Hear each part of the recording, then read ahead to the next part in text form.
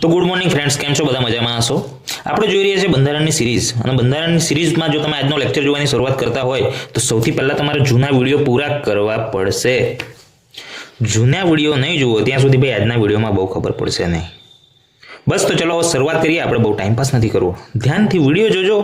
છેલ્લે question answer મૂકેલા છે, એના તમે સોલ્વ કરજો એટલે તમારો લેક્ચર તૈયાર. તો સૌપ્રથમ આપણે જોઈ લઈએ કે બંધારણમાં આપણે શું શું જોવાના છે. તો આ આપણું બંધારણનું પુસ્તક છે.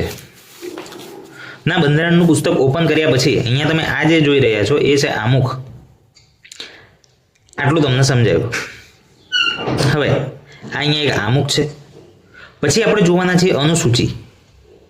અનુસૂચિ એટલે શું, એનો એક તમારો બેઝ ક્લિયર કરું તો આપણું છે આખું બંધારણ છે. બંધારણની અંદર તો બધું મિક્સ છે કે અહીંયા ભાઈ રાષ્ટ્રપતિ હશે, તો એક ભાઈ વડાપ્રધાન હશે, મુખ્યમંત્રી હશે. પણ માની લો કે અલગ અલગ જગ્યાએ આ બધા અલગ અલગ હોદ્દા છે, અને હવે એમના પગારની ધારો કે વાત કરવાની હોય કે એમનો પગાર વધારો કરવો છે કે પગાર ઘટાડો કરવો છે, તો બંધારણમાં કેટલા બધા જે એવા અનુચ્છેદ હશે કે જે રાષ્ટ્રપતિને લગતા હશે અથવા તો પછી મુખ્યમંત્રીને લગતા હશે, ત્યાં સુધારા કરવા પડશે. તો આના માટે એક કોમન પાર્ટ બનાવવામાં આવ્યો અનુસૂચિ. એમ ખાલી પગાર માટે નહીં, પણ એવા બીજા ઘણા મુદ્દા માટે કે જે કોમન હોય, જેમ કે પગાર છે, શપથ છે. તો અનુસૂચિ નંબર 2 છે એ પગારને રિલેટેડ છે કે જેની અંદર બધા જ લોકોના પગાર સમાવેશ થઈ જાય. તો આ વસ્તુ તમને સમજાય, એ વસ્તુ છે અનુસૂચિ. કે બંધારણના અલગ અલગ જગ્યાએથી મુદ્દા એકઠા કરેલા હોય અને અહીંયા અનુસૂચિ એક બનાવેલી હોય. પછી શપથ છે. હાલમાં આપણી જોડે ટોટલ થઈને 12 અનુસૂચિ છે, જે પહેલા 8 હતી. પછી ભાગ, જે ચેપ્ટર કહેવાય. બંધારણમાં ટોટલ થઈને 25 ભાગ છે. પહેલા કેટલા હતા? 22 ભાગ હતા. ધીમે ધીમે એડ થતા 25 થઈ ગયા છે અત્યારે. અનુચ્છેદ એટલે કે આર્ટિકલ, આપણે તમે એને આર્ટિકલ ના કહેવાય પણ એને તમે એ રીતે ઓળખતા હશો એમ, અનુચ્છેદ. તો 1 2 3 4 એમ કરીને આપણી જોડે હાલમાં 448 અનુચ્છેદ છે, જે પહેલા કેટલા હતા? 395. સૌ પ્રથમ કેટલી અનુચ્છેદ હતા એ પૂછાશે. હાલમાં કેટલા જેવું કોઈ દિવસ નહીં પૂછાય, કેમ કે ઉપર નીચે થઈ રાખે. તો પહેલા કેટલા હતા? 395.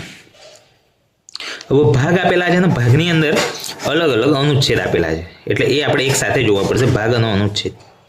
પછી નીચે હવે આખું આ બંધારણ છે, બરાબર? તો એની અંદર તમારે માની લો કે કશે કોઈક સુધારો કરવો છે, સમજો છો? હવે માની લો કે આમુખ છે. આમુખ છે એટલે વન ટાઈપ ઓફ એક આપણી આખી લાંબી વ્યાખ્યા જેવી છે. તો એની અંદર અમુક શબ્દોમાં સુધારો કરવો હોય તો એ સુધારો થોડો એમને એમ થઈ જાય. તો એના માટે ભાઈ એમાં બંધારણીય સુધારો કરવો પડે. જે સુધારો કરવો પડે એના જ આપણે કહીએ છીએ બંધારણીય સુધારો.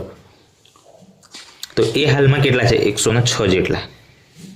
બસ લાઈનમાં આ રીતે આપણે જોવાના છીએ. સૌથી પહેલા આપણે આમુખથી શરૂઆત કરશું આજના વિડીયોમાં. તો આમુખ એટલે શું ભાઈ? આમુખ એટલે ભારતીય બંધારણની શરૂઆતમાં આવેલો પરિચયાત્મક ભાગ કે જે આપણને બંધારણની એક ઓળખ આપે છે ભાઈ. જે બંધારણની આત્મા, ઉદ્દેશ્ય, આખા બંધારણનો ઉદ્દેશ શું છે ભાઈ, અને વિચારધારા બતાવે છે. અને આમુખને કોર્ટમાં માર્ગદર્શન તરીકે પણ ઉપયોગમાં લેવામાં આવે છે. અને તે જણાવે છે કે બંધારણ શા માટે બનાવ્યું છે અને કોના માટે બનાવ્યું છે.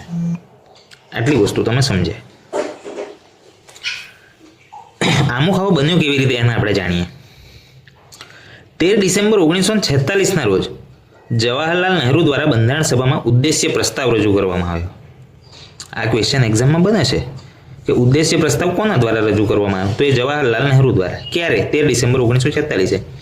અને એ ઉદ્દેશ્ય પ્રસ્તાવ જ પાછળથી બંધારણના આમુખ તરીકે ઓળખાયો. સિમ્પલ. 13 ડિસેમ્બર 1946 જવાહરલાલ નહેરુભાઈ એમણે ઉદ્દેશ્ય પ્રસ્તાવ રજૂ કર્યો અને પાછળથી એ ઓળખાય છે આમુખ તરીકે. ભારતીય બંધારણમાં આમુખ જે આપેલું છે એ કંઈક આ રીતે આપેલું છે, પણ આપણે એને થોડું ગુજરાતીમાં ટ્રાન્સલેટ કર્યું છે અને મૂક્યું છે. તે આમુખ શું છે? પહેલાં આપણે એકવાર શાંતિથી એને વાંચી દઈએ. અમે ભારતના લોકો ભારતને એક સાર્વભૌમ, સમાજવાદી, ધર્મનિરપેક્ષ અને લોકશાહી ગણરાજ્ય બનાવવા માટે તથા તેના તમામ નાગરિકોને સામાજિક, આર્થિક, રાજકીય ન્યાય, વિચાર, અભિવ્યક્તિ, વિશ્વાસ, ધર્મ અને ઉપાસનાની સ્વતંત્રતા, દરજ્જા અને અવસરની સમાનતા, સુનિશ્ચિત કરવા માટે અને વ્યક્તિની પ્રતિષ્ઠા તથા રાષ્ટ્રની એકતા અને અખંડિતતા સુનિશ્ચિત કરતું બંધુત્વ વધારવા માટે અમારી બંધારણ સભામાં 26 નવેમ્બર 1949ના રોજ આ બંધારણને સ્વીકારીને અમલમાં મૂકીને અને પોતાને અર્પણ કરીએ છીએ. ભારતની જનતા આ વસ્તુ પોતાને અર્પણ કરે છે. આમાંથી એવા એક્ઝામમાં ક્વેશ્ચન શું પૂછાય છે એ તમને કહી દઉં. આમાં કેટલા પ્રકારના ન્યાયની વાત કરવામાં આવેલી છે? તો આ 3 પ્રકારના ન્યાય અહીંયા તમે જોઈ શકો છો: સામાજિક, આર્થિક અને રાજકીય ન્યાય. પછી સ્વતંત્રતા કેટલા પ્રકારની છે અને કઈ કઈ છે એની ધારો કે એક્ઝામમાં ક્વેશ્ચન પૂછાઈ જાય. તે છે વિચાર, અભિવ્યક્તિ, વિશ્વાસ, ધર્મ અને ઉપાસના. એટલે 5 પ્રકારની સ્વતંત્રતાની વાત કરવામાં આવી છે. પછી આમાં સ્વતંત્રતા કયા પ્રકારની કેટલી છે એવી વાત કરવામાં આવે તો દરજ્જા અને અવસરની સમાનતા. અવસર એટલે કે તક, દરજ્જા અને તકની સમાનતા. તો 2 પ્રકારની સમાનતાની વાત કરવામાં આવી છે. આ રીતે આમાં કંઈક ને કંઈક હોય. હવે આપણે એમાં આગળ ચર્ચા કરી કે બંધારણીય સુધારા કરવામાં આવે. ધારો કે હવે આમુખમાં જ સુધારો કરવાનો છે તો એમાં ભાઈ આ શબ્દ નહોતા: સમાજવાદી, ધર્મનિરપેક્ષ અને અખંડિતતા. આ 3 શબ્દ જે દેખાય જે ગ્રીન કલરથી આપણે હાઇલાઇટ કરીને બતાવ્યા છે એ શબ્દ નહોતા ભાઈ. તો બંધારણમાં અલગ અલગ સુધારા થયા. પહેલો બંધારણીય સુધારો, બીજો બંધારણીય સુધારો. તો 42મો બંધારણીય સુધારો બંધારણમાં થયો અને આ વર્ષ ખોટું લખાઈ ગયું છે, 1976 આવશે. 42મો બંધારણીય સુધારો થયો અને ત્યારે સમાજવાદી, ધર્મનિરપેક્ષ અને અખંડિતતા આ શબ્દો ભારતીય બંધારણમાં ઉમેરવામાં આવ્યા. આ વર્ષ હું પીપીટી જે તમને અવેલેબલ કરાવીશ એની અંદર સુધારીને આપી દઈશ. હવે આપણે ત્યાં અમુક આવા ક્વેશ્ચન બી પૂછાઈ જાય છે, કોણે અમુકનું શું કીધું એમ.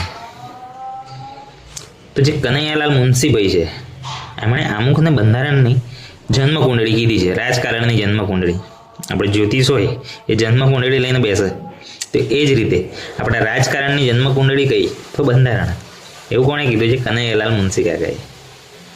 પછી એમ હિદાયતુલ્લાહ એમણે અમુકને બંધારણનો આત્મા કીધો છે. આત્મા પિક્ચરનો આપણે અહીંયા એક સીન મૂકી દીધો છે, બિપાશા બાસુબેન ઊભા છે એની પરથી આપણે યાદ રાખવાના. એમ હિદાયતુલ્લાહ ભાઈ છે એમણે અમુકને બંધારણનો આત્મા કીધો છે. પછી ઠાકુરદાસ ભાર્ગવ કાકા છે એમણે અમુક બંધારણનું હૃદય છે એમ કીધું છે. અમુક શું છે? બંધારણનું હૃદય. અને N.A. પાલખીવાળા એમણે અમુકને બંધારણનું પરિચય પત્ર અથવા તો ઓળખપત્ર કીધું છે. એટલે આઈ કાર્ડ આપણે અહીંયા ટીંગાડી રાખ્યા છે. કોણે? N.A. પાલખીવાળાએ અમુકને બંધારણનું ઓળખપત્ર કીધું છે. અને અર્નસ્ટેટ બેકર કરીને એક અંગ્રેજ વ્યક્તિ છે એમણે અમુકને બંધારણની ચાવી કીધી છે. અહીંયા આપણે તાળું ચાવી લટકાયેલું છે. અમુકને બંધારણની ચાવી કોણે કીધું છે? અર્નસ્ટેટ બેકર. શાંતિથી એવા ક્વેશ્ચન જોઈએ અને જાતે સોલ્વ કરવાની ટ્રાય કરજો. ભારતીય બંધારણનો આમુખ શું દર્શાવે છે?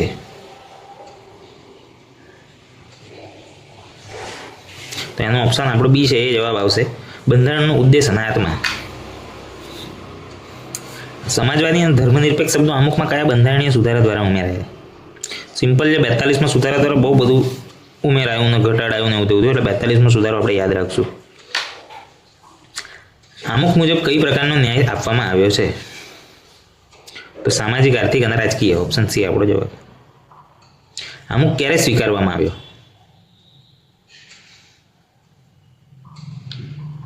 તો 26 નવેમ્બર 1949, જે દિવસે આપણો પેલો કાયદા દિવસ હતો તે બંધારણનો સ્વીકાર કરવામાં આવેલો, એની સાથે જ અમુકનો બી સ્વીકાર થઈ જાય ને ભાઈ. કયો શબ્દ અમુકમાં શરૂઆતથી નહોતો? આમાં 3 શબ્દ આપણે પાછળથી ઉમેરેલા: સમાજવાદી, ધર્મનિરપેક્ષ અને અખંડિતતા. તો સમજવાદી આપણો આન્સર છે. અમુકમાં ન્યાય શબ્દ કયા પ્રકારના ન્યાયને સૂચવે છે? તો આપણે ક્વેશ્ચન જોઈએ આપણે આગળ. અમુક બંધારણની ચાવી છે એવું કોણે કીધું? અર્નસ્ટેટ બેકર. અર્નસ્ટેટ બેકર અમુકને શું કહે છે? બંધારણની ચાવી. બસ તો આજના વિડીયોમાં આટલું જ. વિડીયો જો તમને ગમતો હોય તો ખરેખર એને લાઈક કરી દેજો ભાઈ, એક મોટિવેશન મળે. અને કોમેન્ટમાં જણાવજો કે નેક્સ્ટ વિડીયો તમને કોઈ બીજા ટોપિક પર જોઈતો હોય તો એની પણ આપણે વેબ સિરીઝ ચાલુ કરશું. પિક્ચર જોતા એ રીતે જ વિડીયો જોવાના છે અને મસ્ત એક્ઝામ આપીને પાસ કરવાની છે ભાઈ. બસ તો આજના વિડીયોમાં આટલું જ. Thank you.